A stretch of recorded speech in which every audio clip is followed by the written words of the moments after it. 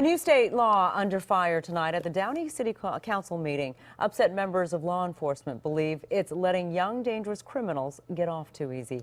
KCAL 9's Stacey Butler is live in Downey to explain why there's so much frustration about this. Stacey? Yes, Sharon, for Downey police officers, this is personal. One of their own was killed right here in the parking lot at the Downey police station several years ago. And they say that one of the men that was involved in the murder is now about to be released in just a few years, all because of this new law. As long as I'm alive, I will never let Ricky's memory die, and I will never let the Senate bill go down. Corporal Ralph Diaz will never forget the day his best friend, police officer Ricky Galvez, was shot to death outside the Downey police station in a botched robbery attempt. That was over 3 years ago. Just last month, Abel Diaz told a juvenile court judge he was involved in Galvez's murder. He's now 20 years old. But instead of facing serious prison time or worse, because of a brand new, little-known law, Diaz will be released likely by the time he's 23. Mr. Diaz was not some innocent kid caught up in the moment and an accident occurred.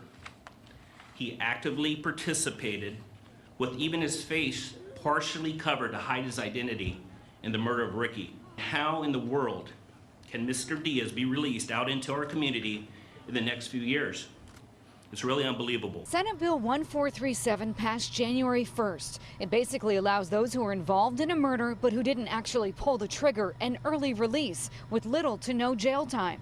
Some argue even though Abel Diaz was armed, he was just shy of 17 at the time of the murder and shouldn't be exposed to years in state prison. Corporal Diaz, now the president of the Downey Police Officers Union, says he and others across the state plan to fight this new law one city at a time.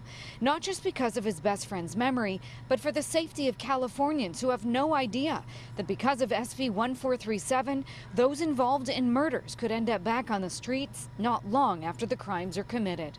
The hope is to have it changed. And if we can't have it completely overturned, at least maybe meet and happy somewhere in the middle. And Corporal Diaz says he knows that he has a long battle ahead of him, but he is encouraged. He says that there's a big uprising against this law. In fact, there's even talk, he says, of a lawsuit against the state of California for passing the law. He encourages everyone to get involved. That's the very latest from Downey. Back to you guys in the studio.